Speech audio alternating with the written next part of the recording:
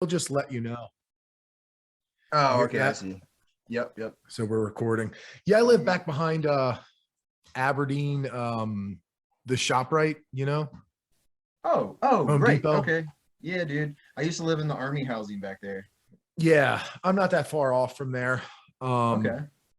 Yeah, I live in this, there's like it's a nice, we got 3 bedroom apartment, couple bath, big spacious apartment. That's It's a awesome. building that has 3 other apartments, and it's like 2 stories. So there's 2 on the bottom, 2 upstairs, and it's an old farm home. Oh, Um, dude, that's awesome. yeah, I So like it. it's not like a complex. It's just like apartments in a No, house. no, I have Yeah. my own front door. I have like the main apartment where, Yeah.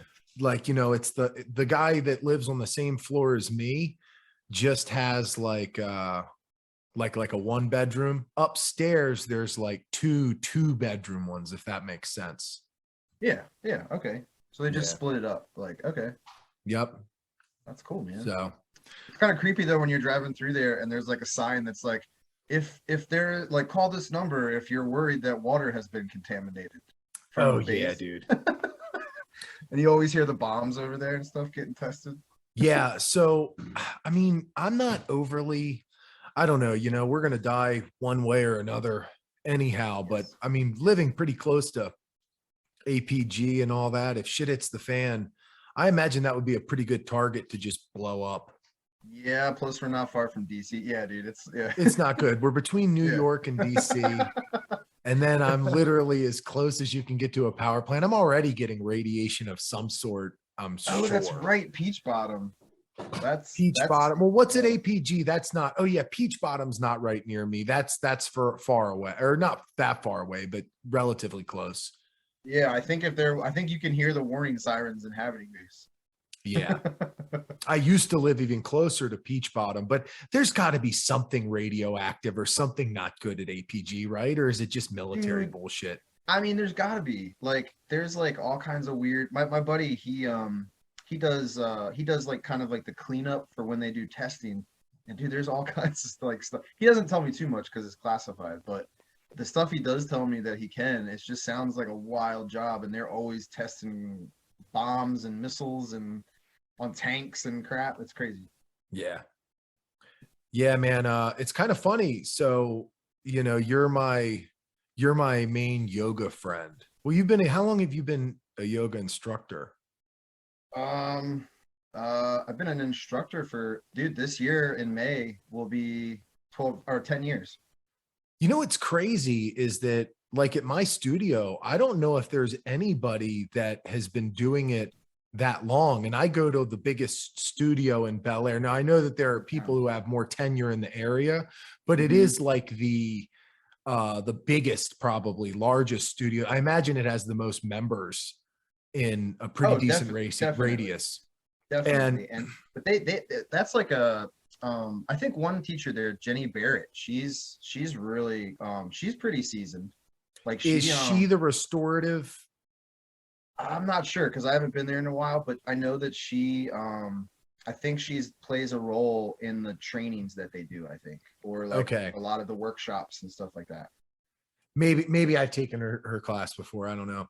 But it's been Probably. pretty funny, man, because we were doing a little bit. I did my first ever real, I say real yoga. When I was younger, I did yoga lattes, and well, it's actually kind of ironic. My first real yoga class, because as you might agree, I had already been doing what would be yoga, and that class is kind of like where you go, you learn the moves of yoga, you kind of learn it to then use it on your own, would be the idea, I guess, right?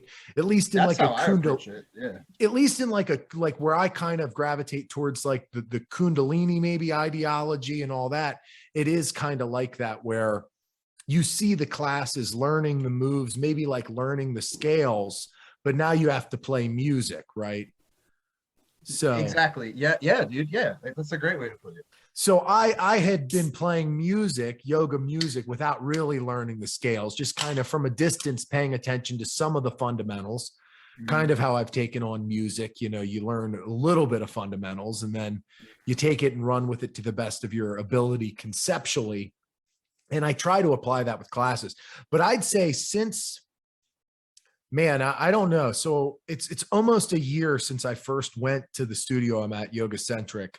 Okay. And sometime by early summer, I joined, and that's when I started going, like, you know, I would take a class probably 2/3 of like 66% of a day, so, or of a week, so to speak. I always look back every so often in my history. I can see my last 2 months. Usually it's anywhere from like 42 to like 50 classes, right? In like a two That's month great. period. I did That's have a great, 2 month man. period where I made it to a class per day, but I haven't been doing it quite like that lately. Dude, how Um, did you feel during those 2 months? well, I wasn't really doing a whole lot of lifting, and Okay. and you know, it really wasn't too much because I had kind of got my body used to it. And Hmm. maybe there were times going in where I was like, maybe this isn't the best idea to do this. Maybe I should rest. But it never seemed to bother me afterwards. I always left Hmm. feeling like I should have done that. Like I rarely Yeah. take a class and I'm like, oh, maybe that was too much, Yeah. you Yeah. know, because I've stacked some classes in a row, and sometimes you think, man, maybe this is going to be a bit too intense, maybe I'm going to feel this tomorrow, be drained for my jujitsu training, but it just seems to kind of blend and normalize the way Hmm. I feel from normal day-to-day life. So if I have any sort of acute, like specific soreness or something nagging me, or whatever, it definitely smooths it out. Yeah. I mean, and especially the approach of, you're not doing something to the peak of your ability. I mean, not necessarily. I mean, I guess peak of ability in a posture, yes, but not necessarily at the peak of your physical prowess, dude. Because you're like, you've done strength and conditioning, you do jujitsu, you do MMA fighting, like you have all that, like you can push. You're an athlete, dude.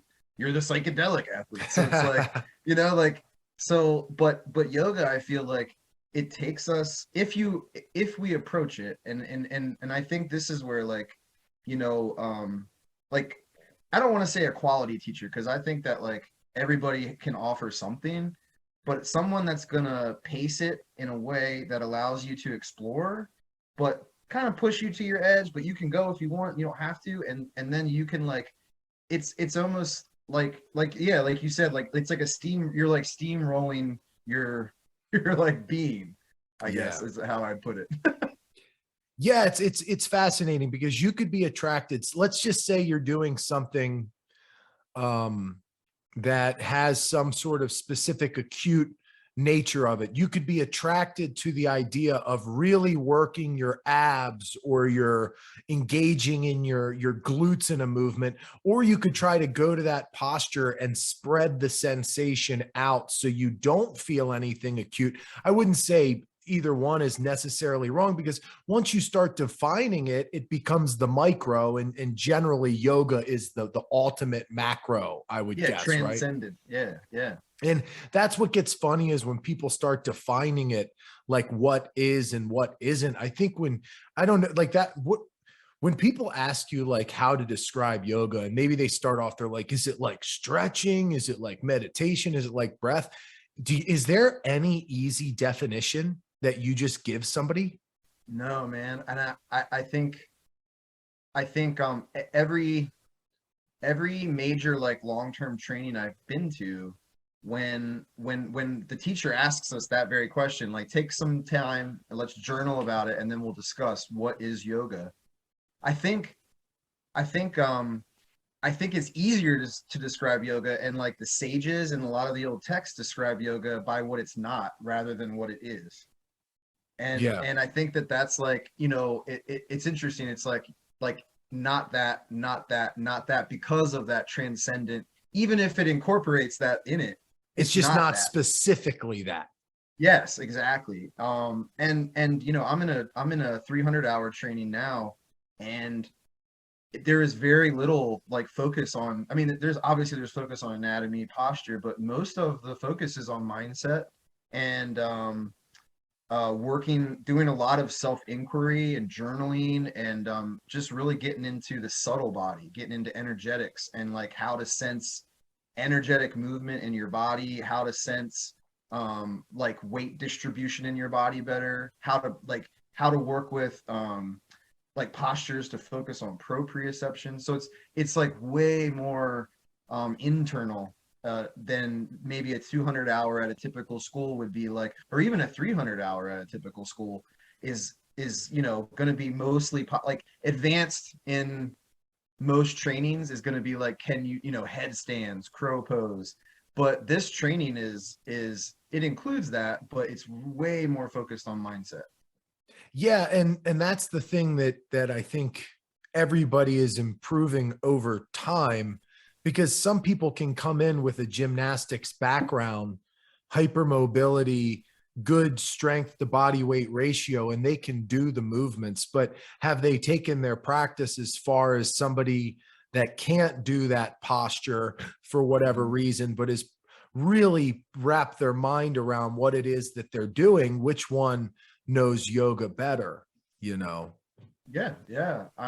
The tradition would say like I mean, well, there's so many books that talk about it from different times, but one of the main ones that's like the first like systemization of yoga, it's the Yoga Sutras of Patanjali, and that outlines what in most yoga that we practice now kind of goes along with. It's the 8 limbs of yoga, and the first 2 points of practice aren't posture at all. It's all like ethics, like personal, like ethical practices, and then like practices that help to purify the body, practices that purify the mind and the heart.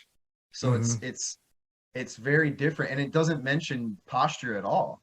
The postures themselves came out. There was like what the Hatha Yoga Pradipika has, like I think 54 like main postures or something like that, and it didn't really evolve until the 1800s into what we do now. And it's a mixture of like Swedish gymnastics, Indian wrestling, and then the traditional postures.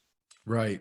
And that's what, as a matter of fact, I had Jake Shannon, a guy on the podcast who was into catch wrestling, and he mentioned how the yoga that a lot of people practice currently is in that quicker pace, vinyasa sort of flow, whatever, is a very wrestling. It was like the strength, it's a modern version of the strength training or a preparedness to actually wrestle and grapple, which is kind of funny. You know, both of us do jujitsu. You just started coming back to jujitsu, and that's where we've spent a lot of our time together, although we are connected years and years before that through music scene, mutual like kind friends. of like lily pad kind of hangouts over the years. Yeah, for sure. But it is funny, the origins, and me having the strength training background, I have taken the approach of, I showed you that guy, James Fuller, Strongman Archaeology, and a lot of awesome. What he does is rooted in wrestling history. A lot of the lifting that he does is actually originated because, you know, what inspired somebody to lift more weight? It would either be to be better at working, right? Like a blue collar sort of thing. Sure. Maybe really the only other thing would be to prepare themselves for some sort of like a martial art of sorts, grappling, to be a better, stronger fighter. And a lot of them heralded strength training almost like the way you would look at a martial art, and they would just get this heavy implement and experiment with ways to lift it. And by the turn of the century, by like 1900, that sort of thing, they started having these lifts that were a little bit more generally widely accepted. But it wasn't until closer to like 1960 that we decided that we were going to do these specific barbell competitive lifts. And these were going to be what you did in a weightlifting competition, a powerlifting competition, etc. So before that, you have the origin of, you know, a certain guy who decided to lift a weight this way, and it was popularized by him. But even like the bench press, which was originally a pullover and press, was a wrestling thing and a get up. Like a get up has some Oh, origin whoa, I did. So in when you say wrestling. pullover, you mean like from like pulling and then, Yes. wow. Oh, Well, dude, that's yeah, and interesting. neck bridging too. So like James is big into doing the neck bridge pullover and press. And he actually Wow. does it from a reclined hero position. I've seen, dude, I watched him, dude. Yeah. That is wild mobility, man. Like, And and strength. strength. Yeah. Yeah, I mean, so but his ability to like go into the depth of that position is wild, dude. You got to And watch the with bent what weight press. tech he has. Have The you what is seen it? the bent press where you like I don't. it's the one where you like look at the weight and do like a forward siding twisting Oh fold? yeah, like the windmill. Yeah, but it's Yeah, like yeah.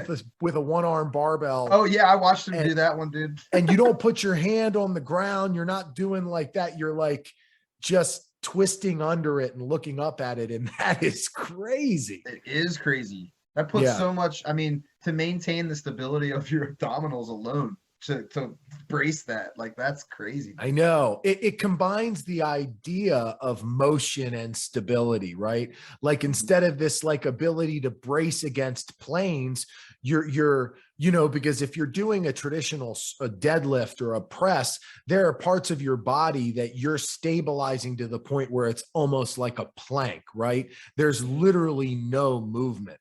But I mean, a movement that you're twisting and doing all that, it's kind of has this, it's breaking all of the barriers of planes of Mhm. motion. So you're not, but it requires stability. And that's very fundamental in day-to-day athleticism, would be the fact that a lot of things like a sport like grappling would require you to be both have strong stability, but also have movement in any direction, Yeah, you yeah. know?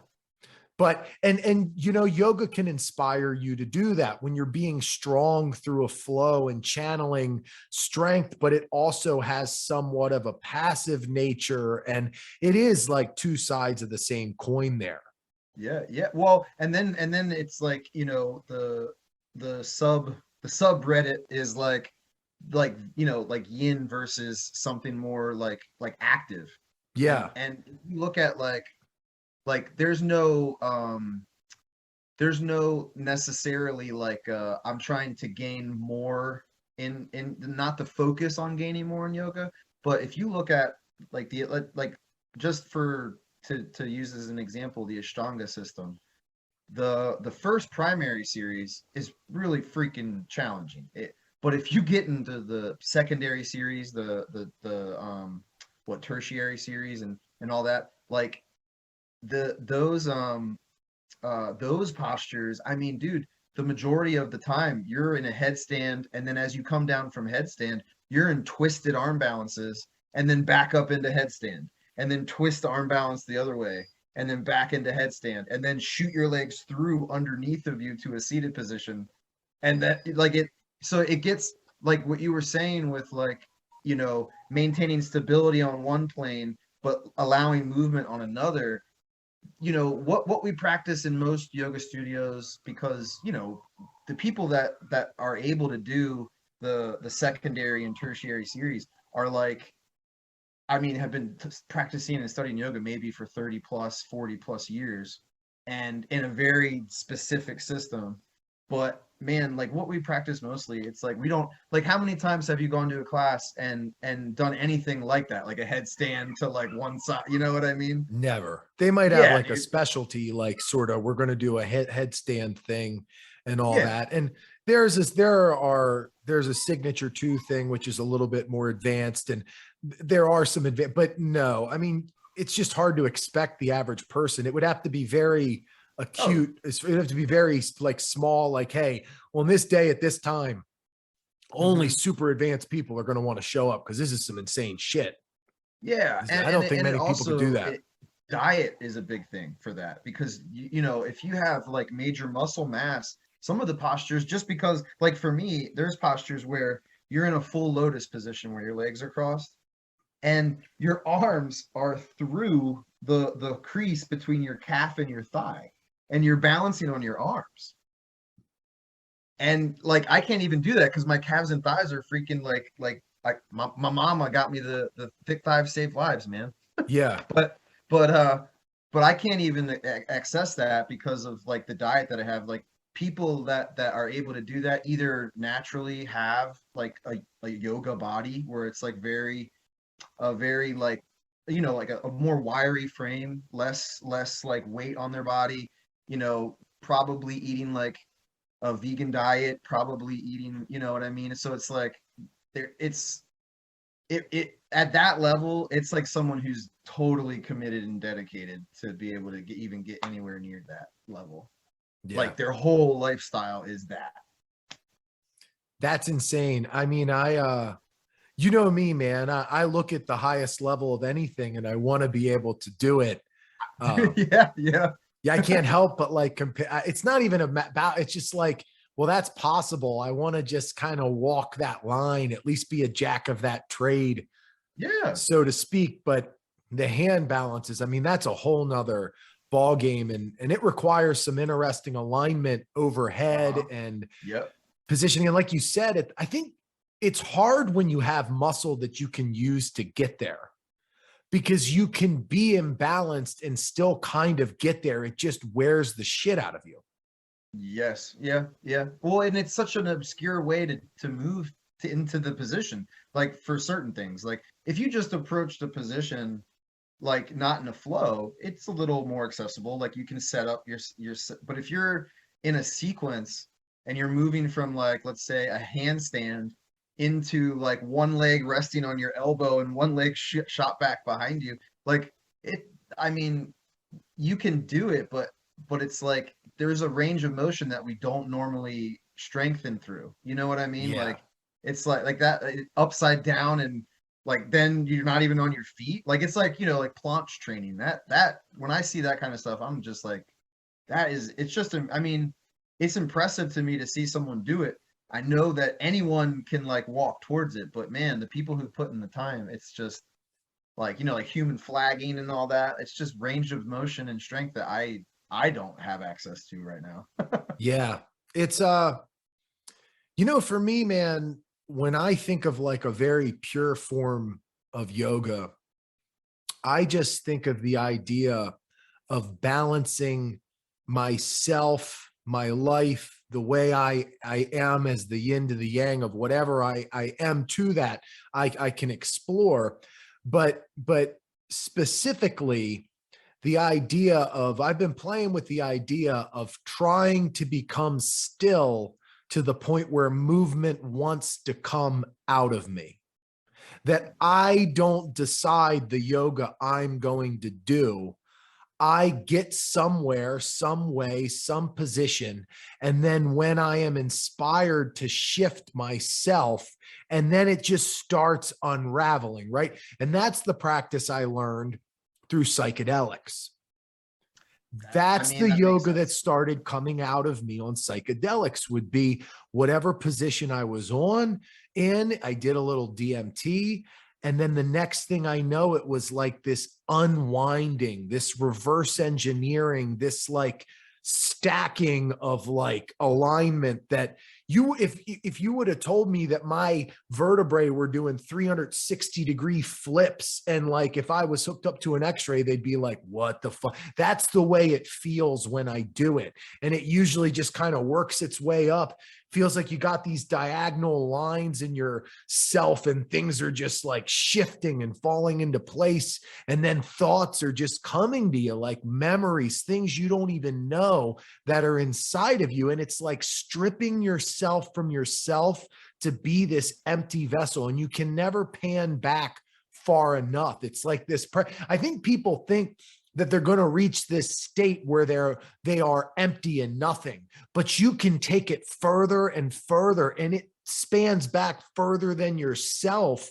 It's like this endless, at least in my practice, when I was doing that regularly. I haven't really, I've been pretty much a sober person for a while enough time where I haven't done that as much. And I try to channel it sometimes. It's not the same without the, the DMT. I mean, yeah, dude, that's I mean, you're not being guided by like weird beings that are like coaxing you. They're like, yep, nope, turn this way, go here. And you're like, all right. but the yoga tradition would say that you are. Like we might not be able to be on the frequency with as you know, like the DMT is like the radio dial that get you on that frequency, I think. But I mean, like I believe that like that stuff is happening all around us all the time. And in meditation, you have little tiny like tastes of it. But DMT is like you know, it's like plugging the cord in. You're Yep. just like Connor, other, one attached to sec. Connor, no, other way, other way. God damn. Whew, he just Oh. walked by all these wires and I just got nervous. All right, Dude, we're good. that dog saved my life when I did DMT Oh, at your house. oh, he is very in tune with that kind of stuff. He knows what's going on. Yes, talk about that. Oh yeah. So the last time I was at your house and we were, you know, in the basement, and My old place. I remember your dog visibly got like I was in and out of whatever I was experiencing. What I do remember was this black dragon coiling its way towards me and going into my chest.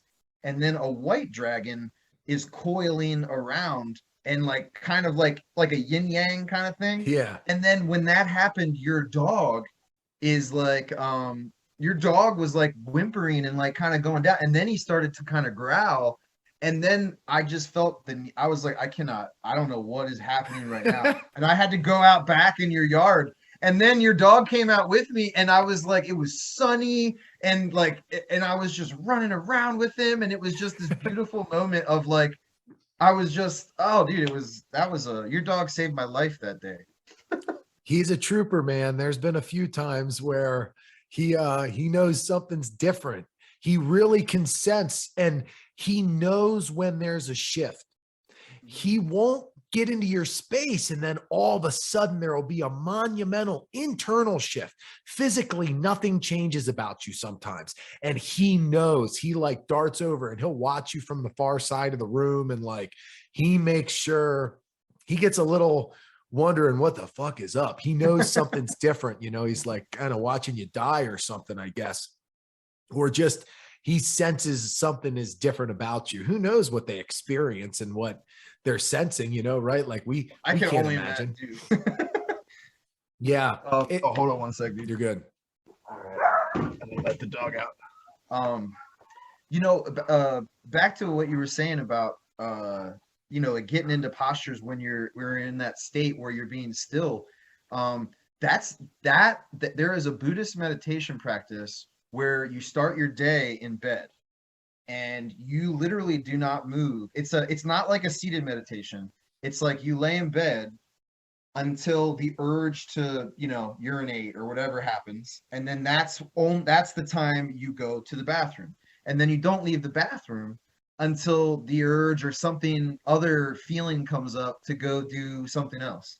And you can do this whole like thing, dude. It's really interesting that you're saying that, like getting so still to become till movement comes out of you. And I'm wondering, when you're in that place, do you feel, or have you felt like almost like a softness wash over you when you're stretching like that? You know what it makes me think of? It makes me think of this. It makes me think that everything I do, I put too much into.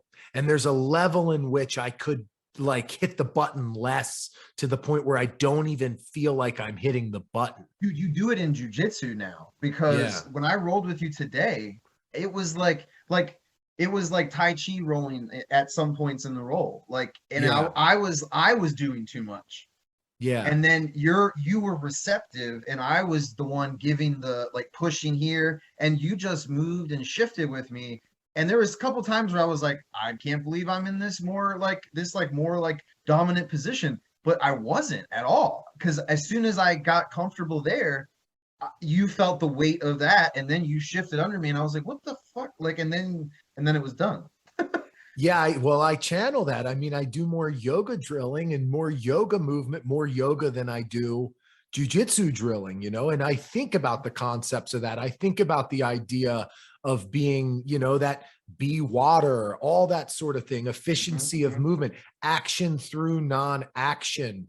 I think about giving way to the nature of something to then create this non-sturdy object, this ever-changing constantly, if you try to move me, I'm not giving you a consistent angle. It's like you can push against a wall and you can lean against it. But if the wall is made of water, you know, Yeah, it's going to give. You know, you can allow it to give when you need it to. now if you smash me flat against the ground, I can't do that. Right. You know, Oh, okay. I see what you're so saying. Yeah, because there's, I yeah. need to, but as you reposition, as you move to the next position, as you lift me to submit me, whatever, then I can try. That's my game. And it's how I do what I do. Dude, that's become my way of life. It's how I landscape. It's how I do anything. I try to not, I always preach good technique feels like nothing. Amen, dude. Yes. Not even good technique in jujitsu, good technique in music, good technique in Yeah. singing. No, good technique feels like nothing. And you're not giving anything. You're not like, there's nothing that's being, what does it say? You're pouring from a cup back into yourself, because you're not like, because I think about this in relationships a lot, and like the idea of like, if I'm trying to force something in a relationship, or I'm trying to resist a situation, like let's say my girl's having like a crazy day and she's all emotional, and I'm not in that space, and I'm like, Jesus Christ, like, but to apply technique, you know, that I, you know, over the years I've done a lot of, like, you know, through psychology in school, and through stuff with yoga of relationships, and just lots of books I've read, and just my own thinking and meditating on it, just applying like specific, like, you know, instead of being like, let's see, like, instead of being like, Jesus Christ, I can't deal with this, or, you know, what's wrong, let's fix it. It's like, you know, it's like allowing yourself to settle in, and like you said, be still enough until the conversation turns into something that is Right. like, that lets the release on its own. You don't even Right. have to, like, you don't even have to do anything. Well, I think a lot like this in the beginning. Think about this with lifting. Okay.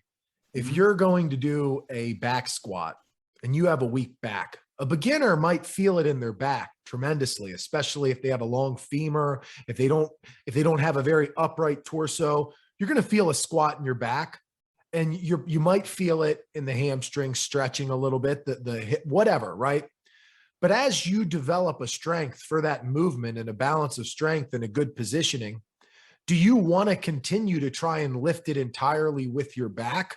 Or would you want it to what? You would want it to feel balanced. So if, Spread out, yeah. and you become one with the weight, and it becomes centered, because Mhm. anything that's not centered is like, you know, framing a house with a post that's to the side and Sure. it's under stress. So yeah, the angles need to create a center between the you become one with a weight, right? Mhm. Which is beautiful, because we are not designed to be individual. We are designed to be a partner.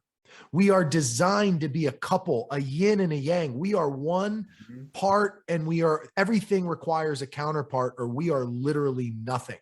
I'm not just me. I am me in this room when I'm alone in this room. I'm Yeah, not yeah. just me. I'm me and this dog there's no way to be just you. Okay. Mhm. And I mean, you can go internal, you can close your eyes, you can do all sorts of stuff, but unless it's really, really fucking tough.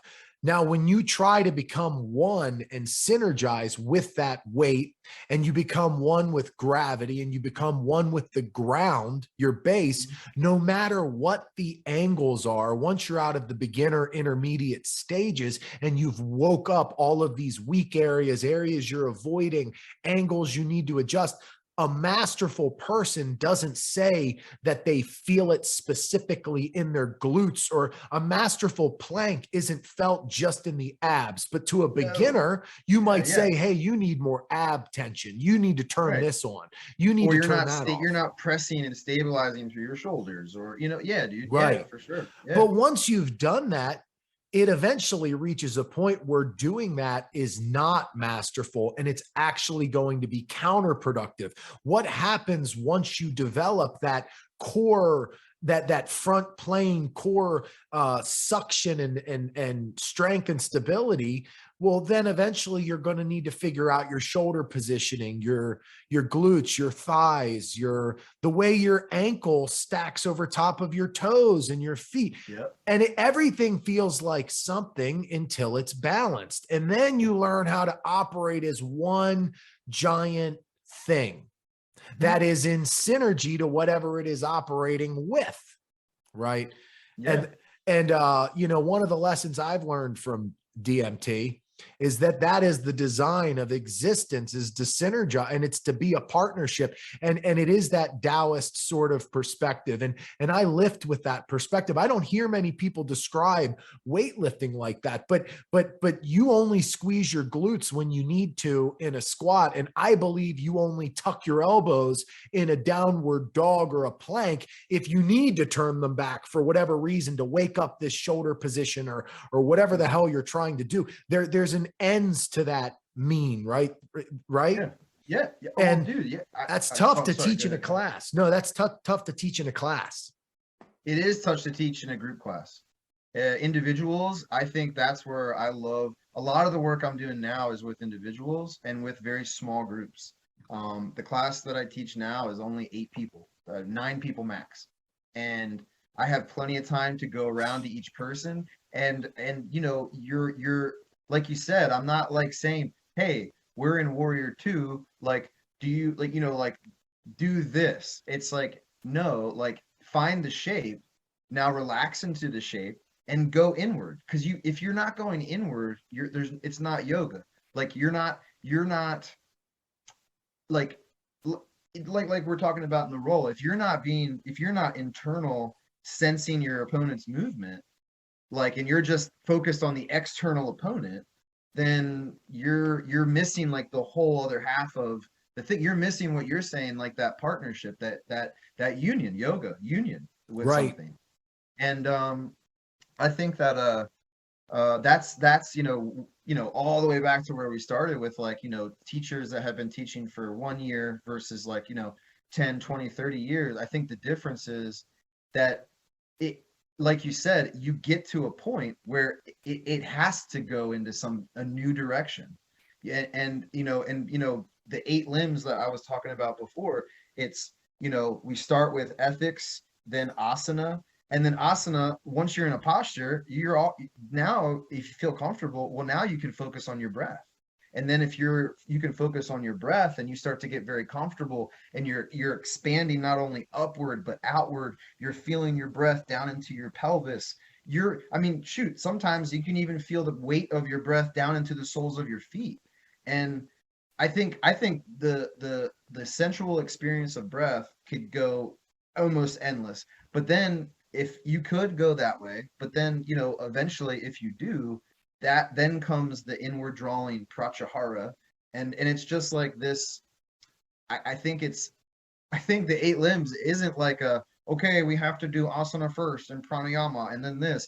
It's all like synergistic, but it's showing you kind of like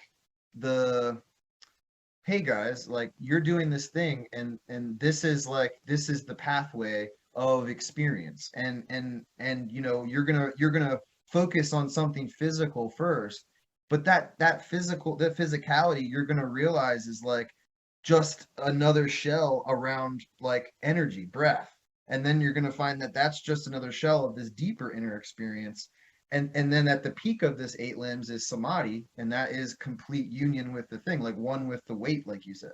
Yeah, man. I mean, and I think when I look at breath, I take my mom through breathwork stuff over the phone a few times a week. Awesome. And just give her some ideas of things that I know and just things I've practiced. And the ultimate thing comes back to that there's no wrong way. You're experimenting, you're opening up things. But ultimately, I think the most important skill would be how not to add too much exhale to your exhale and too much inhale to your inhale. And you actually can do that by what? Adding exhale to your inhale, inhale to your exhale, to where it doesn't even feel like two different operations. It's just happening. And that can strip a lot of imbalances. And it's kind of confusing, but I describe it like this. If you're going to do belly breathing and you start bringing all of these muscles in with your breath, you're telling your body, and you think that's right. You think nose breathing through the belly is the way, and there's no other way. Anything that's even remotely close to your diaphragm, which is not even a muscle that you're supposed to have such voluntary control over, you actually activate it by like panting and coughing and doing things like that, not by flexing muscles in your belly. So if you start doing this thing, you're telling yourself that your transverse abdominis needs to be involved in breathing. You're telling yourself that pelvic floor muscles need to be involved with breathing, that I shouldn't open up in my rib cage and up by the collarbone, that I shouldn't flow through my nose, or I shouldn't allow the airway of my mouth and nose to be connected, that when I'm breathing through my nose, it's okay to feel breath through the mouth. It's okay to breathe through the mouth and feel air through the nose, whatever, anyway. But anyway, I think that people get caught up of like, breathe all your air out. So what do? At the end of every exhale, they continue pushing to give this false sense of I'm continuing to exhale. And maybe there is some air that's still seeping out, but they're just drawing. And it now at the end of every fucking exhale, they're forcing. And at the end of every inhale, they're engaging all these, and they are in chronic tension. They're in chronic imbalances. Voluntary muscles become chronically involved in shit that shouldn't be working all the time. And the thing that you're saying is that those things are the natural process, aligning with the natural process, and you can't do that if you're applying like, okay, like when my arm's up, I have to externally rotate my arm and then reach up, and it's like, dude, raise your arm up. And then allow the weight of the arm to settle in, and just, you know what I mean? Like, it's like, like they're doing it with the breath. But again, I think it's just like everything. Like, you've been doing something for a short amount of time versus a long amount of time. You've been doing something where, like the roll. Like, it's like, this is the first time I'm back rolling in like a year and a half, almost 2 years, and like, dude, I'm like, there's stuff that I don't even remember, and I'm just trying to force stuff and trying to like, I'm like, fuck, and I'm like forcing everything, but I'm getting completely taxed. I'm getting anxious when I'm breathing, and it's like I'm excited, but I know the process is just, I have to go through the experience of just allowing, and I think that with the younger, the less seasoned teacher, the more seasoned teacher, the less seasoned teacher is gonna read the manual, and they're gonna have, okay, this is what you do when you breathe, and this is, these things are happening, and they're telling people what to do, and people want to be told what to do. Generally, if you're coming to a class, you feel like you need to be told what to do.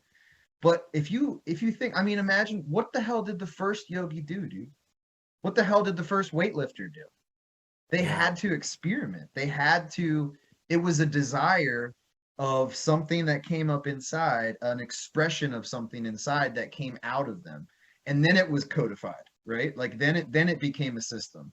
And I think that like the more that we can, but I'm not saying the system's not important. The system's important, but I think that there needs to be a balance. Just like in Kung Fu, there's like hard Kung Fu, and then there's like Tai Chi and internal Kung Fu. And there needs to be a balance where we're still exploring, we're still listening to the body, and then we're taking those findings and applying them to the system. Right. Or systematizing it so that we can share it a little bit more easily, but still encourage the exploration, encourage, like, hey, you need to listen to these things and watch them arise so that you get into that witnessing mindset. You're almost watching your experience happen, and rather than doing yoga, you're being done by yoga. Like, you know what I mean? Right. No, that I think that that definitely is it. And you're right. Like in the beginning, why would somebody be inspired to do this stuff? To fix themselves, to better be able to do these things that they're no longer able to do, or something has hindered them, to have a better sensation of feeling and understanding. And just it's like it's a goal to fix. It's a goal to, I mean, it doesn't have to be, right? But I think that why would somebody initially be inspired to do it? I mean, I would think that it would be up there to everybody would have this desire to make adjustments that seem positive. And Yeah, man. I mean, it's the concept of higher self. Like the, you know, the oldest yoga literature is always depicted as like a conversation between like God or like the divine and like some person. And often it's in the tantric texts, it talks about the beloved. And the beloved is like it's like God is like like you're my beloved, don't worry. And it's like if you ever read like a Rumi's all about the beloved and like this conversation, but it's a conversation of like between two lovers. And this is like what I think, you know, kind of it falls in line with what you were saying. This is we are meant to be partners. We are meant to be like two sides. Duality, like to be just self is it's empty. It's missing something. right. And this idea of higher self, well, when you're in relationship with that, I think that, you know, it's like that. I think honestly, like that might be one of like the deepest relationships you can have is whatever you're doing, whatever sport you're doing, whatever, you know, intellectual pursuit you're doing, relationship, whatever, is to constantly be in communication and dialogue and with that higher self. And that higher self is just potential, endless potential. Yeah. Like it's transcendent. And you know, like, I mean, I know, you know, from DMT, it's like, dude, like, I mean, dude, when I first met you, I remember when I came in, when I first like started hanging with you at jiu-jitsu, like I remember you invited me over and I went in your basement and I was like, dude, do you know who that elephant dude is on the wall? Like, and you're like, yeah, dude, I talk to him all the time when I'm on Handshake. And I was like, that's freaking Ganesha, dude. And it's like, you know what I mean? And it's like, you know, that it's like, there's that, but then you've also told me stories of like so many other different figures and maybe not something that you're actually like seeing, but something that's like a almost like a intuitive or insight being like kind of downloaded Oh to you. yeah, dude. The last time I did it, it was all about my tongue. Really? It was like, why do you think I show you my tongue so much? This shit was like, you know, I'm like, I don't know. And they're like, I always pop my eyes out and it's like not telling me, but it's telling me. And So what did this one look like? I'm interested. it just was this shape shifting, ever shifting sort of thing, but it would Wow. have like a face and it would make me sort of mirror it. So I would see this tongue and it was trying to make me not let my tongue be as wide and stack it from the tip of my tongue back to create this center line of like balance and to treat my tongue like it had a spine on the inside of it. And it was teaching me that this tip of this tongue could control and affect everything else in it, that it was this endpoint that didn't need to connect to anything, that wasn't affected by really even like gravity. It was this like way that you could control your body. And it was all these epiphanies like, oh my God, it's this super soft, pliable tissue that can move in so many different directions. And it affects and is affected by fucking everything. And like, it was making me think of all these weird things I've ever heard about the tongue. Like what a weird fact it is that 50% of people, talk about a weird law of balance, 50% of people don't put the tongue in the right spot of their mouth. Right? What? Okay. There's a correct way to have tongue posture, apparently. Now, who knows if we're right about it, but we think it should go up on the soft palate.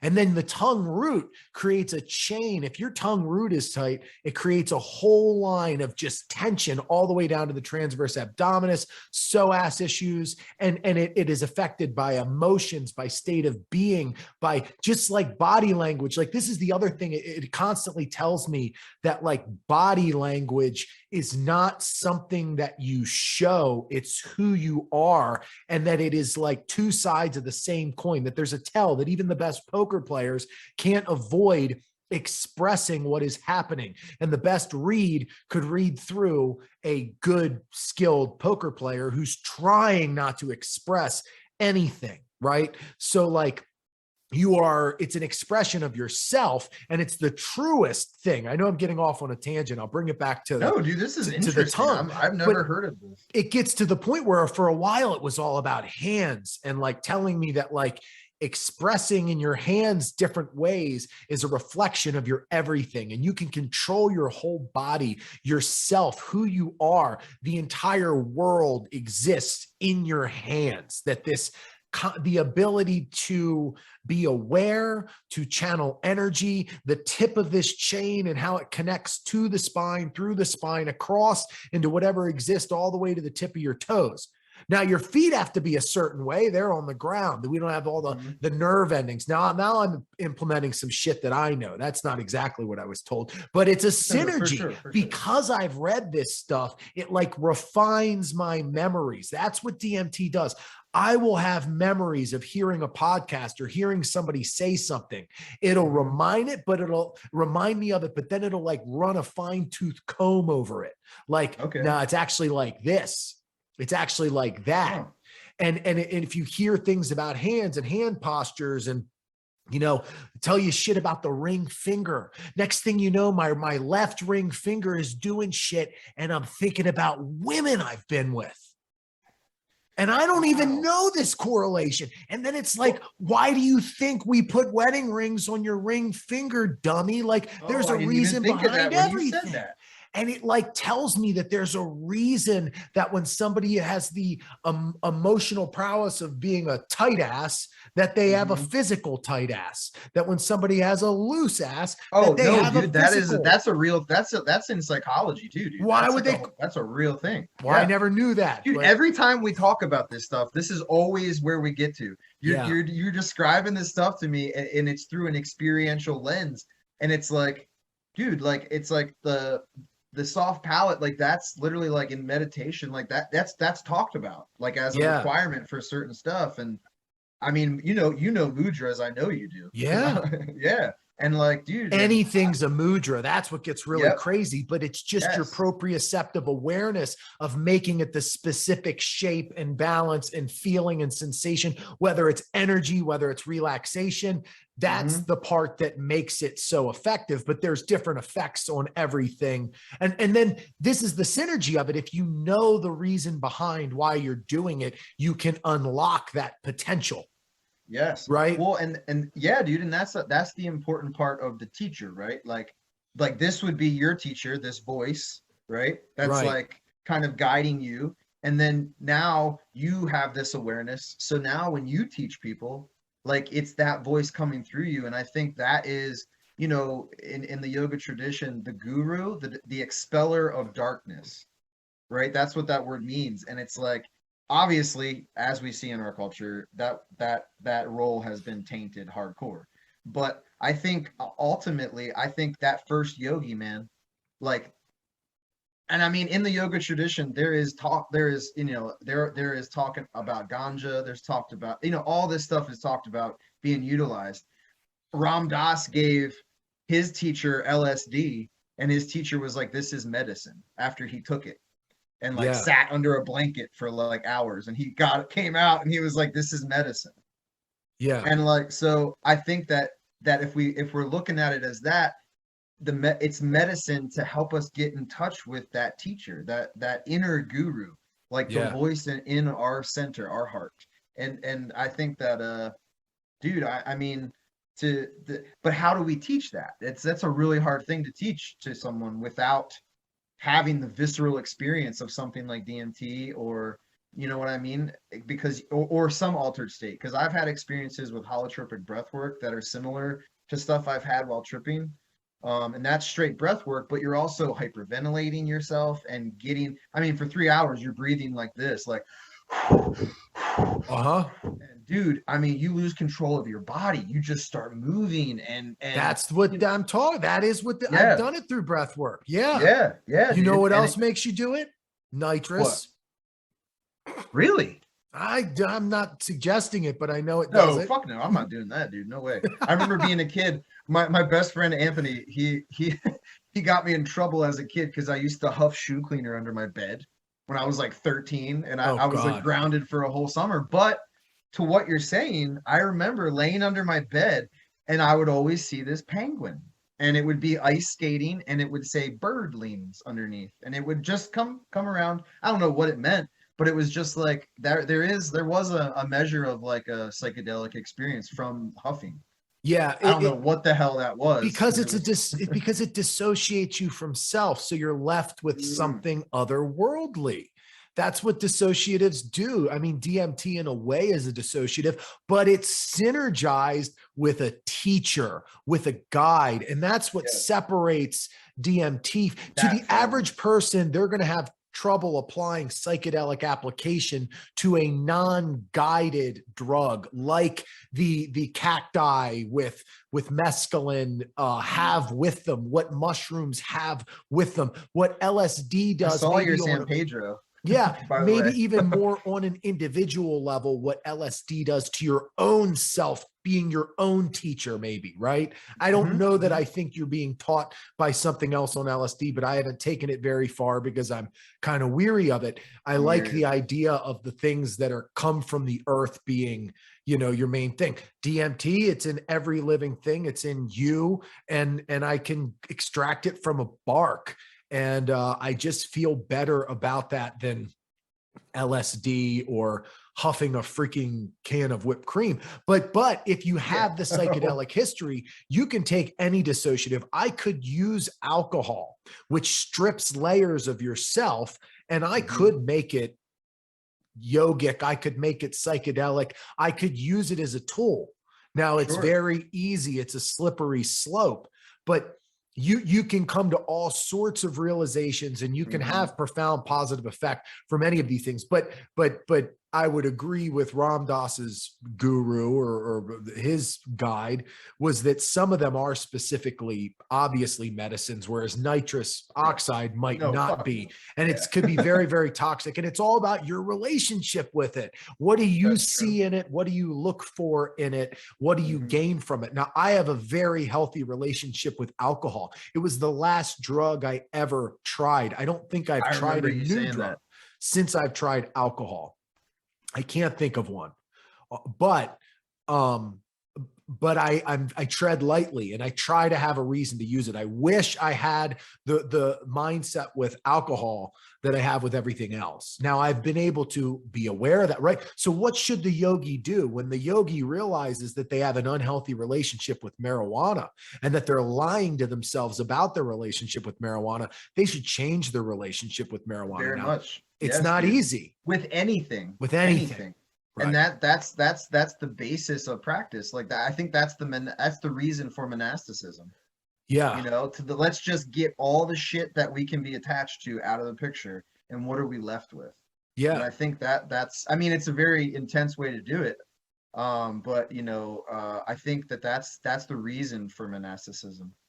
I have a healthier relationship with unhealthy foods than I used to. I might gain Mhm. a little bit of weight, but it's nothing like that used to happen to me, right? Mhm. Where I Mhm. couldn't stop. It became a pattern and it became extremely addictive, to the point where I would easily gain 70, 80 pounds, right? Out of boom. Mhm. And I'd have to Mhm. lose it all again. And not only have I lost over 100 pounds in my tenure, 140 from Fucking peak to awesome, dude. peak. I've lost thousands of pounds in gaining and losing. In fluctuation. Yeah. Yeah, yeah, yeah, yeah. And psychedelics help me put a stop to that. And it helps you Well, really. I was gonna ask, like, because people go on these ayahuasca journeys with depression and come out like seemingly cured. People go on ayahuasca like week-long excursions that with addiction, and they come out like saying, "Hey, I don't have that problem anymore." And I'm wondering, like we're talking about, like, whatever deity or being or whatever is telling us these things, right? Or it's like really like this like mirroring, this like transcendent self. It's like whatever is guiding us in that space. I wonder if it's like when we can get in touch with it, it's fixing us. It's Yeah. helping us bridge the gap between and it's why those states are so sought after, I think. You know what If I you think want it to, is? I think it's because we're forced to come back to ourselves from psychedelics. You can't live. I mean, there are very few people that live on psychedelics, and eventually they're forced to come back to themselves. Now, sometimes, very, very rarely, it can get way out of hand. And I think it's out of hand for other reasons because they have other issues that they haven't come back to themselves from, right? right, like living in a disassociated state. Right. Yeah, And other yeah. drugs, other issues, other Uh-huh. addictions, they have other issues than the fact that they had a bad acid trip, Right, right. you know? So I don't even know if you can isolate the individual acid trip or the succession of using a Mm-mm. drug for a few weeks even as being Yeah. the culprit, as long as they come back to To themselves themselves. Yeah. mindfully, with force, with vigor. And that's what psychedelics force you to do. They force you to come back to yourselves. And as you put the pieces back together, you stack them the way that you want. In a way, you can. Not everybody. Yeah. Some Not people may everybody crumble. can. Yeah. I like can redefine who I am when I come back to form, when I Dude, come you back to fucking being me. have just in, I mean, before you started doing DMT, you've redefined yourself how many fucking times? Yeah. Like And I you were don't want to like be a a spokesperson. I don't know. comedian, this, like you were, dude, you did done so many things. Yeah, I don't want to be a spokesperson. I don't know how everyone's going to be affected by it. I just know that that's the one I would sign my John Hancock on. And I've told it many times. I don't even care, good, bad, whatever, in this life, in this thing, me who I am, I'm your fucking guy. And I have said that to that shit. Good, bad, scold me, scare me, do whatever the fuck you want. I'm dying on this hill. I am bound by the experiences that I've had, and I will learn from them and I will use them. And this is my life in this fucking lifetime. And nobody's going to convince me the shit is evil. Nobody's going to convince me that the shit, whatever. I have a relationship to it like you might have with the parent of all parents, so to speak, right? Sure. And yeah, it could make me not want to do it. And I could stand up for myself just like you can stand up to a parent who Sure. but it's Sure. still, I am cut from that cloth. And there's no Sure. going back on that.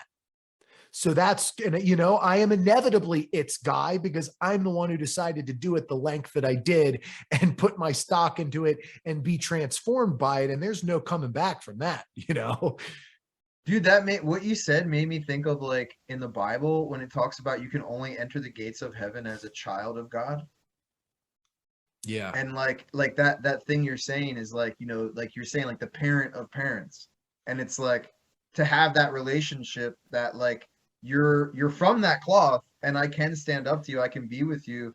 You can, you know, the dude at Clinch Academy in Frederick, he's really, I mean, I didn't really, I mean, I loved the training there and the people there were cool, but it was very dogmatic with like Christianity. But one thing I really liked that they talked about was this idea of like that your relationship with the divine, or let's just say, you know, these deities or beings that you're, you know, this higher than you, bigger than you thing is like something that you wrestle with, Yeah. like something that you know, that yeah, it might be an easy role, it might be a really fucking intense role, it might be a really like, you know, insightful role, but it's like you said, man, it's like you, either way I'm committed to it. But I just love the way, I think that's why they called their academy Clinch Academy. Mm, And it's all about like he called it clinching to Christ. And it was like really, yeah. I mean, you know, it was really it was too intense for me with like the language, but I really appreciated that view of you know, struggling with understanding and being with divinity rather than just like accepting something, or um being able to like, you know, quantify something like that, like you can't. You're letting it into yourself and you're no longer looking at it from the outside. And I think that's part of the process with the spiritual journey, with DMT experiences, that you're meeting something initially as an outsider. And eventually you say, you know what, I'm with you. And you no Yeah. longer are looking at that from the outside, it's within you. And you don't see things the way you used to see them. You're not looking at other beings. You're becoming yourself on a deeper level that you were not doing Dude, before when it's you were doing love. the drug. It's love. Yeah. And it It's tells me love. that's the baseline, is ultimately love for everyone and everything is the thing to hold on to. And then you can have fleeting moments of that Ganesha, Lord of Obstacles, which is Yeah. sometimes you gotta be fucking aggressive and you gotta stand up to motherfuckers and you gotta do what you think is right, but you do it. And that is it. It is an action and it is not something you hold on to. It is not a weight that you No. bear. And you Yeah, can't, yeah. you just handle it. You might think about it. You might plan, you gotta use your tool. You're a fucking human, you gotta think about things, make sure you're right, talk to other people, do your best to do the best. And you're still going to handle situations wrong sometimes. So don't just jump the gun too much, but it definitely lets me realize that the baseline is at least understand. I don't know if love is the word I use. I use total understanding. I've come to terms with the why anybody could think the way that they think and do what they do and not wonder why or how and where that weight. I don't have to think that I love a child molester, True. Okay. but Yeah. I'm not going to sit here and be like, how could somebody do that? No, they know they can fucking do it. And if I ever get in a situation where I got to handle shit with something like that, I'm going to handle it the way I see fit. And that's just, that's a hill I'm going to die on, but Oh yeah. so, But is that not like, to me, that is love. Like love, like yeah, fucking media paints love like this picture of just like good passive goodness or passion or right. something, right? But to me, like like when I am giving to myself, I have to push myself sometimes or allow myself to be pushed by others, and I have to be relaxed and chill and like rest and sometimes and in a relationship I have to I have to hold my partner accountable and they hold me accountable and we hold each other accountable, and sometimes it might appear as something like an argument or like something you say is harsh, but even though it's harsh, it's done not to hurt but just to express. And in Yeah. it makes me think of the other day you posted something awesome. It was like a couple days ago, and it was like accepting like how you feel, like living the life you want and accepting how it feels, or something like that in a Yeah. nutshell. Yep. And there's a yogic text that speaks to that. It's called the Bhagavad Gita, and it's a dialogue between the transcendent, like that, Krishna, and Arjuna. And Arjuna is the warrior on this battlefield. And on this battlefield is all of his like uncles, brothers, friends, people that he's so close to, and he has to fight them. And Arjuna's like, dude, I don't want to do this. And he falls to his knees and he's just like, dude, I'd rather die than have to face this. And Krishna's like, no, dude, you have to just do your duty without worrying about the fruit of your actions. And I think that like what you're saying is like, yeah, I like this fucking child molester, it's like, no, I'm gonna fucking handle that. And I'm not attached to, like you said, like, Jesus Christ, how could they do this? I can't, oh my God. And you get caught up in the crisis mode instead Right. of just responding to the fucking situation. Yes. No, that's definitely a big part of it. And it's a lot easier to feel. That doesn't mean you don't feel the weight of things, like in relationships, somebody doesn't No. want to be with you anymore. Somebody doesn't, but I started telling girls, a few relationships ago, I started telling them, hey, I have a simple rule. If you don't want to be with me, then I don't want to be with you. And it's not because I don't think the world of you or think you're attractive or think you're cool, but it's, why would I want to be with somebody who doesn't want to be with me? Yes. That's a simple rule. So the Yes. second you don't want to be with me, I don't want to be with you. And it's that simple. And it doesn't mean it doesn't feel bad, but how's it long as it going to feel bad? As long as I let it feel bad. But to me, I want to feel a little bad from it. I cared. It was a couple years. I don't mind feeling bad a little bit. That's human.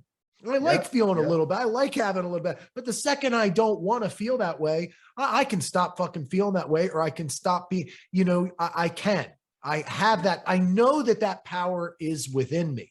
Now, personality is going to decide how far it goes or whatever, but I know that is a tool at my expense. If I need to stop feeling a certain way, damn it, I can fucking do it. And the second my mind's made up that I'm not going to feel that way, I'm going to do a good fucking job at it. And that is just the fortitude of experience and understanding how you grow as a person and how you make these decisions. And when your mind is made up, it's really made up, right? And that's what you realize, that you can form the person, you can polish your personality, you can shape yourself.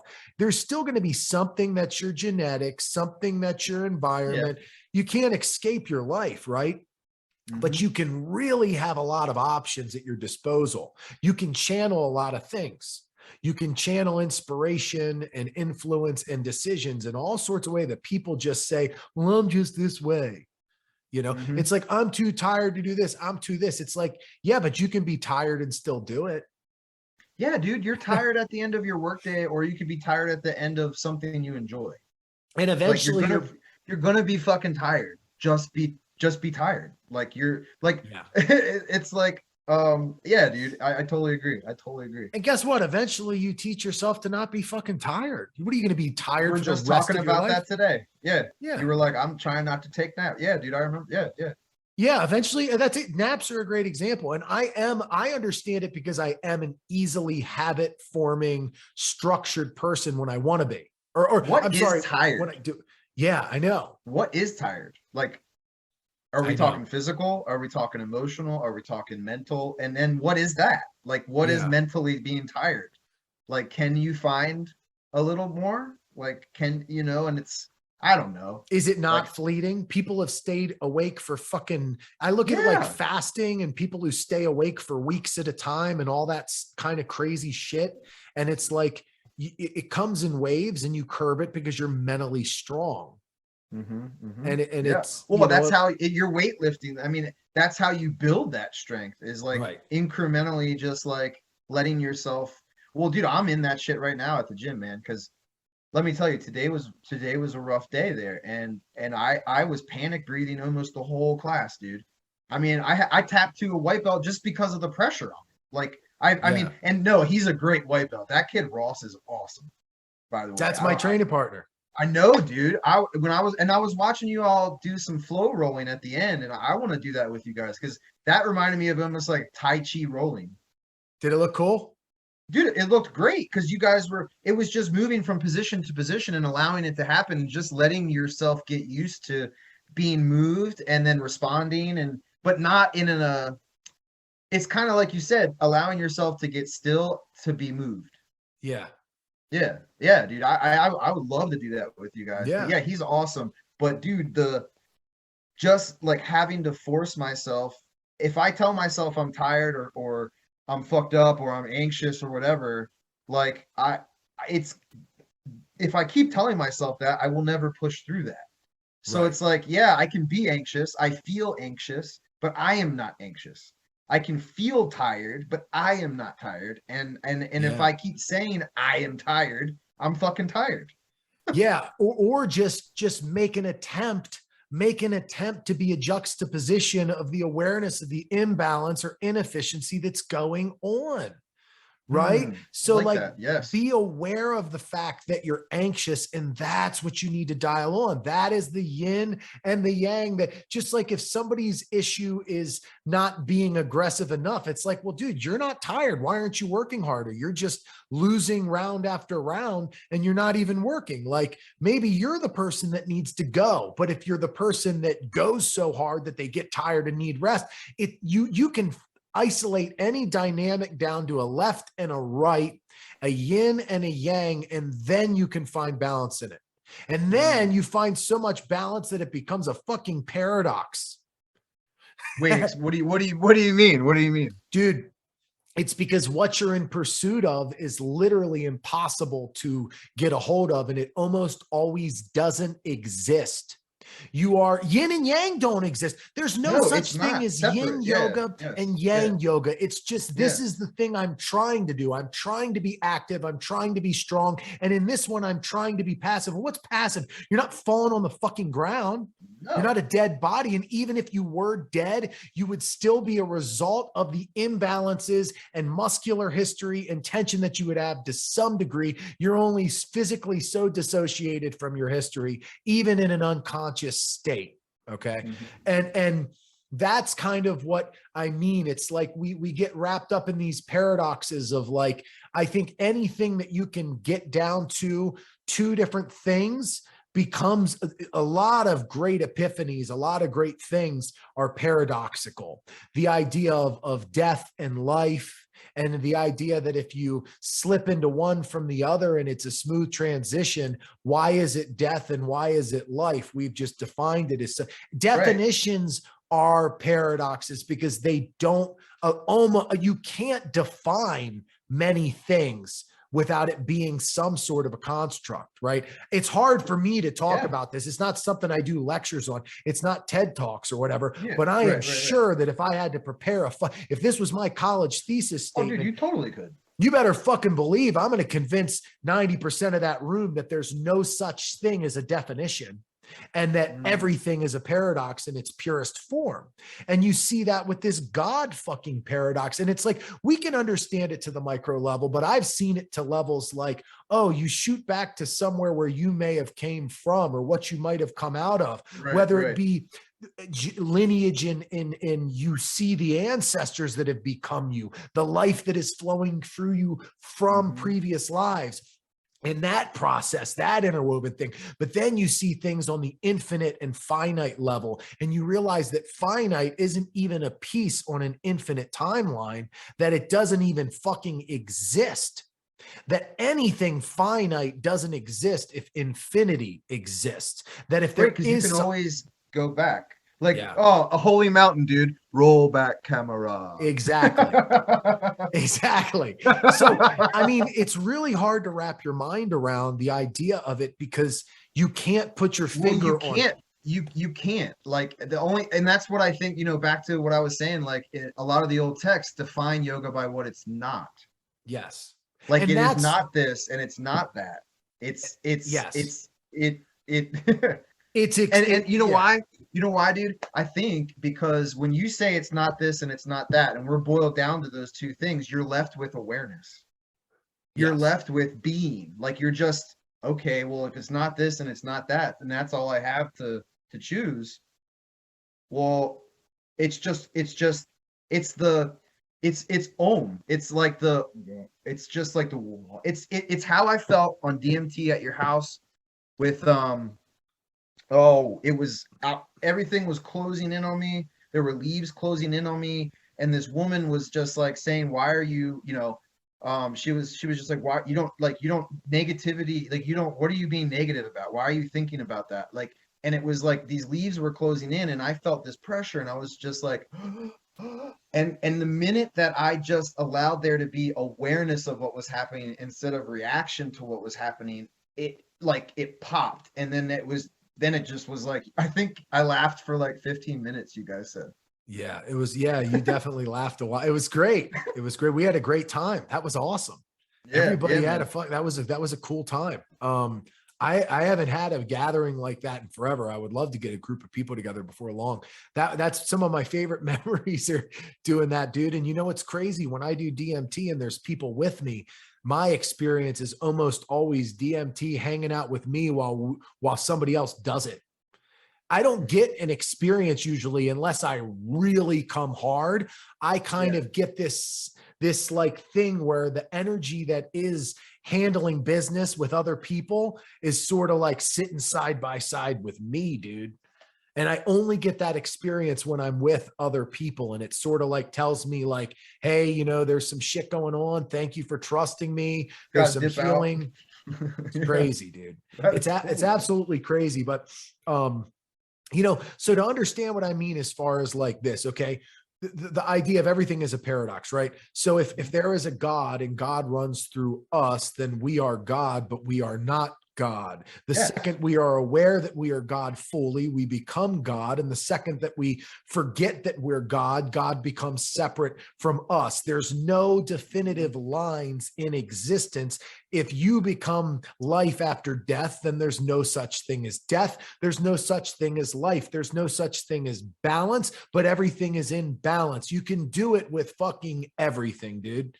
Yeah. You can do it with literally every dynamic down to the zig and the zag, the yin and the yang. You can do it. And it, every time you trying to find, that's why I always say, if you tell me something you don't like about yoga, well, then yoga can be the exact opposite. Yes. What don't you like about it? What don't you like? You don't like the hard postures? You don't like the heat? Well, it doesn't have to be that. It doesn't have to be anything.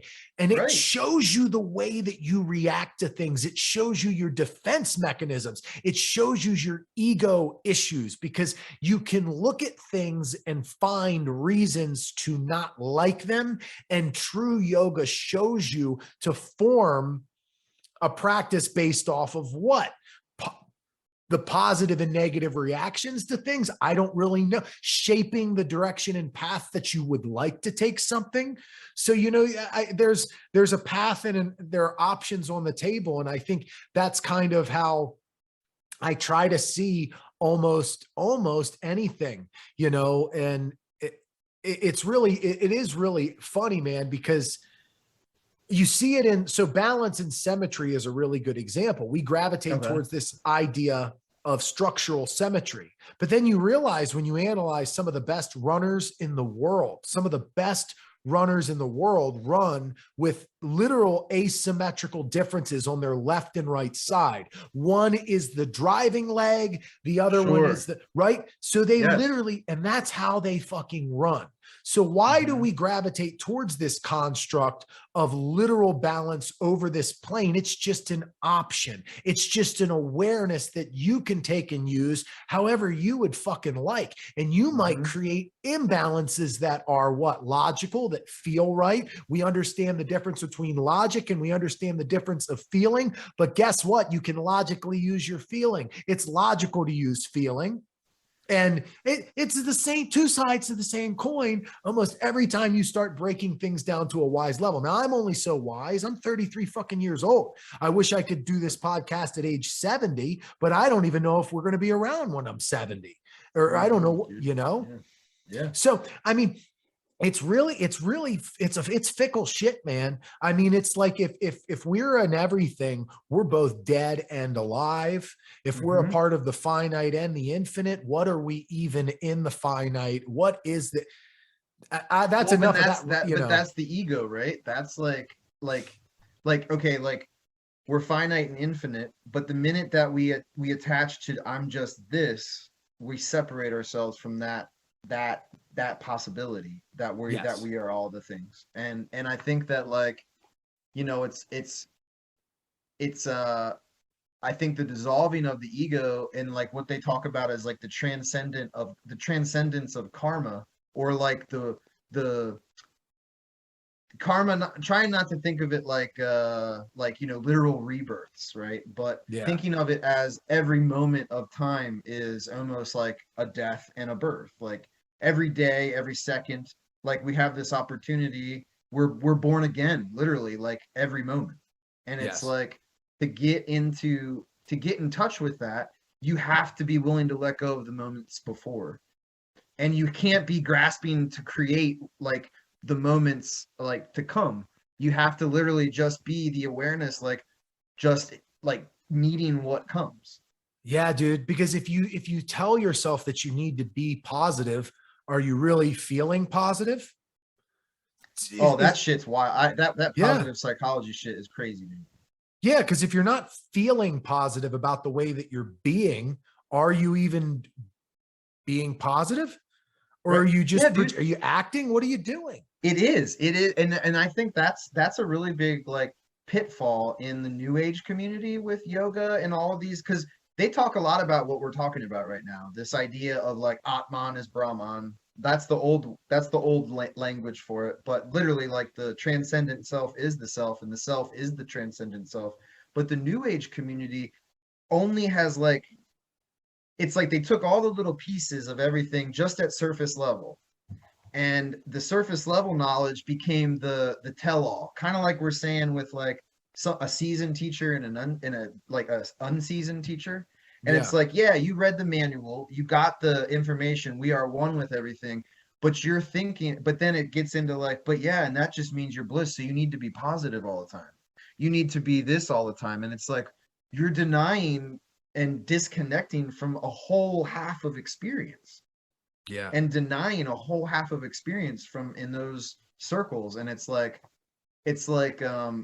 then, I think in a lot of times in those circles there's a lot of unhealthy shit, like gurus and people abusing people, and people guiding people to do some wacky shit because they're caught up in that finite, like, expression, That projection, that yeah, mask. And what are they hiding? And the better they are at hiding something, the bigger what they're hiding gets. That addiction, balance of that, whatever it is. So, like, the more that you have to project happiness and that becomes a part of your existence, the larger the monster that you're protecting gets. The larger right, the that wound, the sadness, yes, whatever, yeah, it gets yeah, bigger and it gets stronger and you identify with it more. And then yep, eventually it doesn't even become two separate things. You just learn to be this autopilot, psychopathical liar that runs everything through these filters and tells you what you shouldn't want. I mean, who knows? Maybe that's all we are to the core, is our projections, is our insecurities,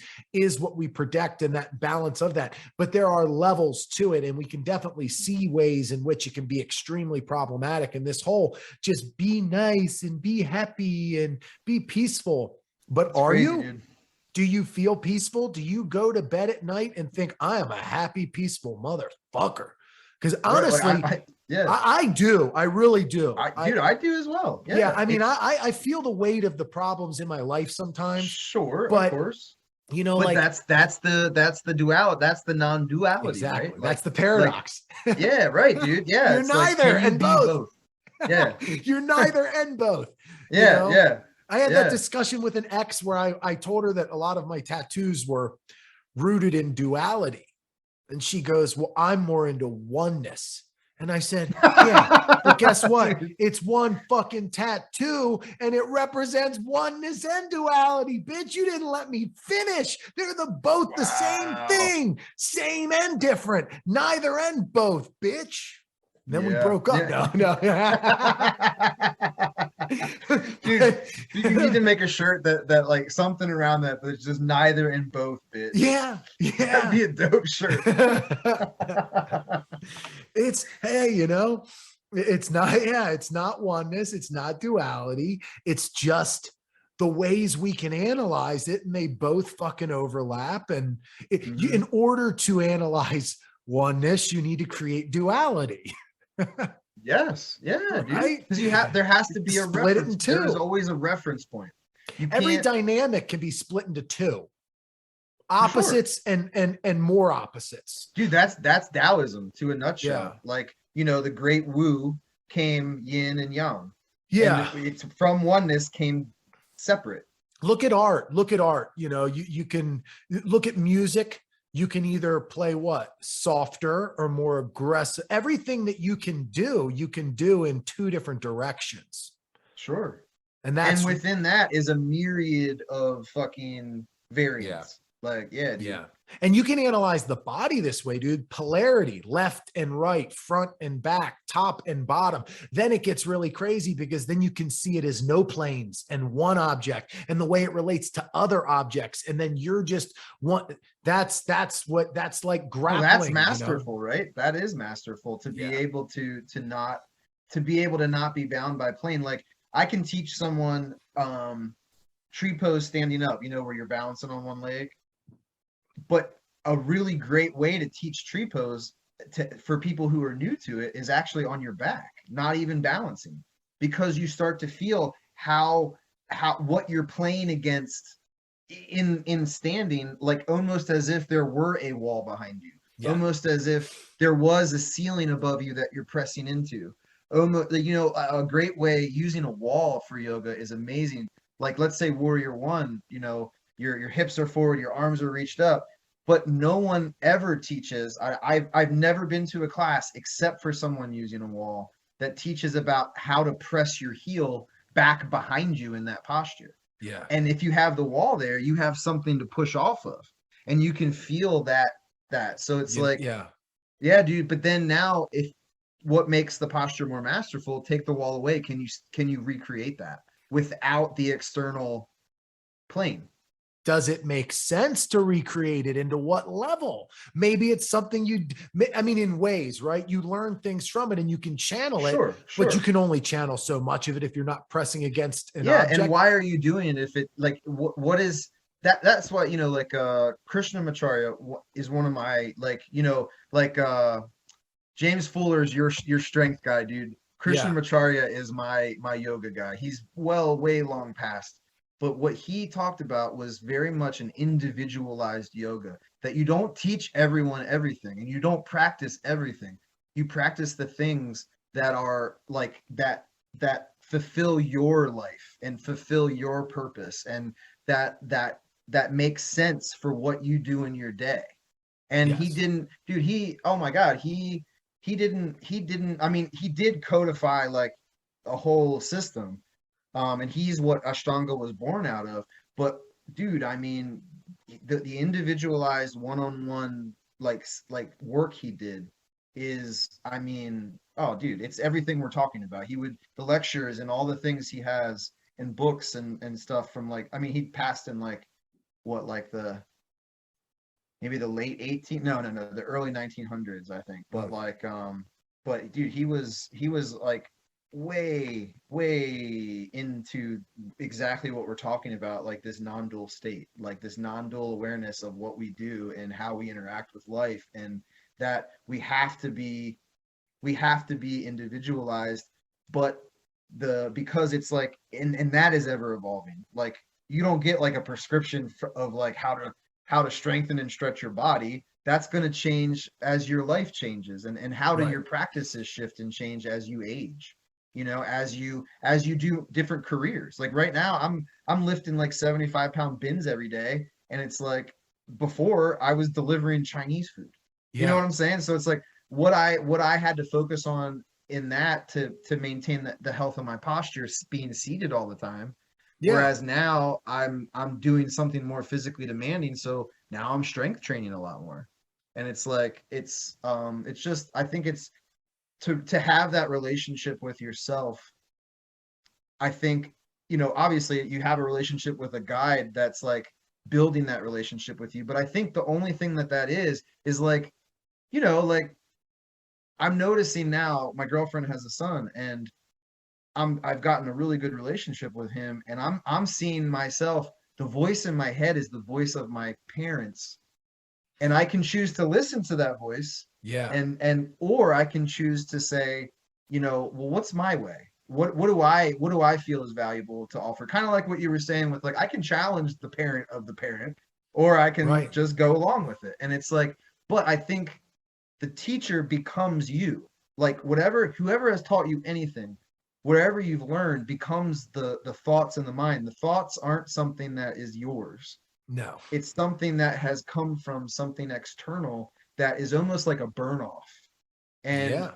and the burn off, if we sit and watch the burn off, we start to see the individual, or not even the individual, the being that is what we are, rather than the thoughts, or rather than the discomfort or the pain or the physical sensations. And when you get in touch with that being, I think that's like that, that's kind of what I feel when I'm working with Oliver, is like, I'm in touch with a part of myself I've never been in touch with, because I don't want to repeat some of the stuff that happened before. So it's forcing me to pull out of myself something that I've, like, something new, something creative, something that is, well, hey, they've done it this way for fucking ever, but why do I have to do it that way?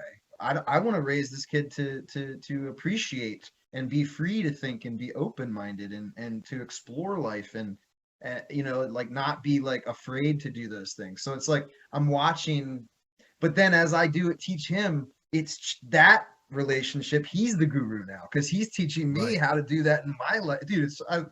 It's fucking. I never thought I've ran from being like any type of parental figure, but that shit is teaching me so much, dude, to be in that relationship Yeah. in regards to what we're talking about, And for it, sure. you take it down to, you analyze something to the point where you can either do it or do the opposite, and then choose which the degrees that you do it, or flow back and forth between the opposites. It's not Hmm. one or the other, and it's not permanent, but you're aware of the option of that Yeah. left or right, because you've been Yes. shown the left and you are aware of the right. And now because of you've been shown the left, right? Like that's that whole thing of being able to see the yin and the yang of something, right? Hmm. and Yeah. and, and that happens to a lot of us when you either choose to abuse because you were abused, or you choose to never fucking abuse in the way that you were abused, right? But it's a Hmm. very obvious thing that goes on, and then it gets broken down to millions of opposites and zigs and zags, and you see Yep. yourself become Yep. it in ways even though that you've in most ways haven't, you know. Hmm. I'll tell you, this is I know we'll probably wrap it up in a few minutes, but this Yeah, is it's all good. what I like to say is like, when you define things and you talk about what yoga is and what isn't, and you were talking about how you're doing strength training, and we've talked before. I mean, strength training is yoga. It's yoga, dude. It Yeah.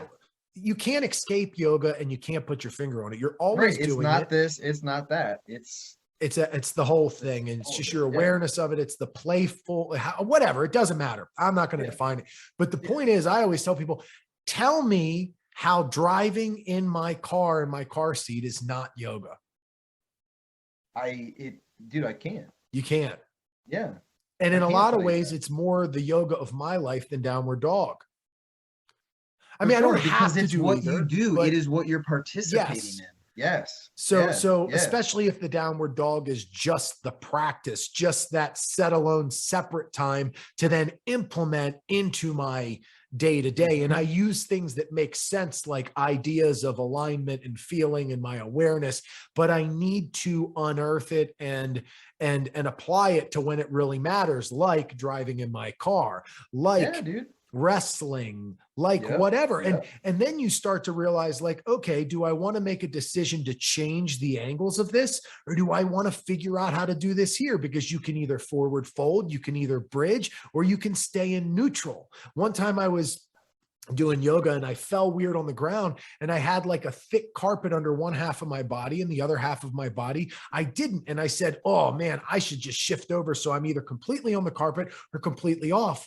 And then I had the thought of, what makes any of it wrong? There's a right way to go about any of it, and that's the thing you should be attracted to. What makes you think just because you lie onto the wood floor or the carpet that anything distinctly good is going to come of it? Make good of where you're at. And that Yeah. blew my mind. And I used that the next day. Participate. Yeah. Yeah. And that's it with like the car. It's like I could try to change what my atmosphere is to make my life better, or my situation better. I'm a tall guy in a car, but there is a way to go about it. Just like I watch those dudes in like other countries. I don't think many Americans do it, but where they stand still. I saw this one. It was so cool, where it Yeah. was like I think a Japanese guy was like painted, and it was art where he was like standing in a certain position still forever. You know how they do that? Yeah. That Oh, like yeah. Like like the street performers. street Yeah. performers, they stay Yeah. still in a position. Yeah. And and that's exactly what that is. Why that position? Why not? Why not? Hey, yeah. And if Yes. why not, let it tell you not.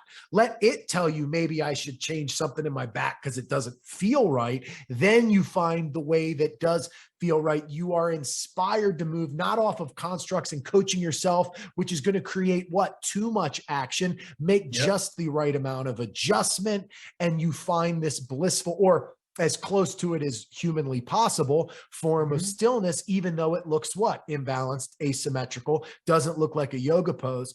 The video was cool because a woman came up and offered him food. So he ate the food and he thanked her real quick and then went back to being still, but it was like, it was a cool little clip. But I That's thought about awesome. that. I'm like, what makes what that guy's doing what he's doing. He's purely graceful as far as anyone could ever be. He is balanced. He's calm. He's all of these things that we search for in yoga. And we think we're going to find it through a better angle. Make the most of any of it. If you can do cobra, plank, and downward dog, why can't you do any of them? And if you can look at your knees and your belly button or your hands, you need to be able to make all of them good and the in-betweens good. The final landing place comes from the onset.